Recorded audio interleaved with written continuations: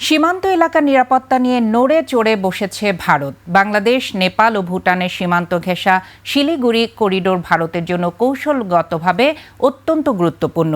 এই সরু পথটি বিচ্ছিন্ন হলে ভারতের উত্তর পূর্বাঞ্চলের সঙ্গে মূল ভূখণ্ডের যোগাযোগও বিচ্ছিন্ন হয়ে যেতে পারে। তাই করিডোরটির নিরাপত্তায় বড় পদক্ষেপ নিচ্ছে নয়াদিল্লি। বিস্তারিত নীলাদ্রি ফারহানা রিপোর্টে। চিকেন স্নেক নামে পরিচিত শিলিগুড়ি করিডোরে ত্রিকোণীয় নিরাপত্তা গ্রিড গঠনের ঘোষণা দিয়েছেন ভারতের স্বরাষ্ট্রমন্ত্রী অমিত শাহ। শুক্রবার শিলিগুড়ি সফরে গিয়ে তিনি জানান, করিডোরটির নিরাপত্তায় সামরিক ও প্রশাসনিক সক্ষমতা বাড়ানো হচ্ছে। सिलीगुड़ी कॉरिडोर चिकन नेक के राष्ट्रीय सुरक्षा के दृष्टिकोण को, उसके महत्व को बहुत अच्छे तरीके से पहचाना है। 8 राज्यों को जोड़ने वाला ये अत्यंत संवेदनशील महत्वपूर्ण गलियारा है।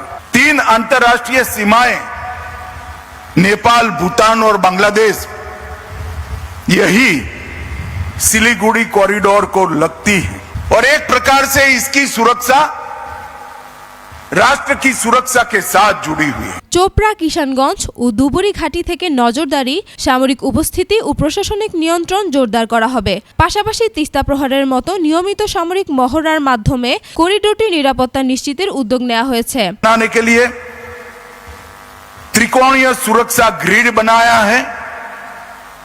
चोपड़ा, किशनगंज और धुबरी, ये तीनों बेस से पूरे सिलीगुड़ी कॉरिडोर में हमने जागरूकता भी बढ़ाई है, उपस्थिति भी बढ़ाई है और यहाँ पर वर्चस्व भी बढ़ाया। বাংলাদেশ, নেপাল ও ভুটানের কাছাকাছি অবস্থানের কারণে শিলিগুড়ি করিডোরকে ভারতের জাতীয় নিরাপত্তার জন্য গুরুত্বপূর্ণ মনে করা হয়।